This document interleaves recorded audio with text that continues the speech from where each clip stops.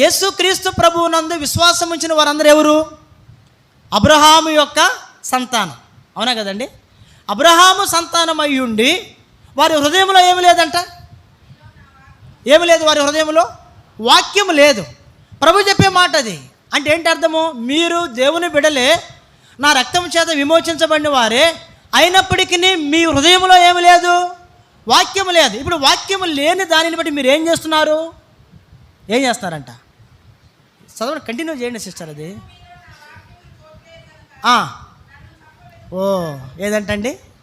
అంతేక నీలో, నాలో, మనలో దేవుని వాక్యం లేకపోతే మనం దేవుడిని ఏం చేస్తాము? చంపుతున్న వారము. మన ప్రభువుని, దేవుని బ్రతికించేది, చంపేది ఎవరి చేతిలో ఉంది? అది ఎవరి చేతిలో ఉంది? ఇష్టమా మీకు ప్రభువుని చంపటం?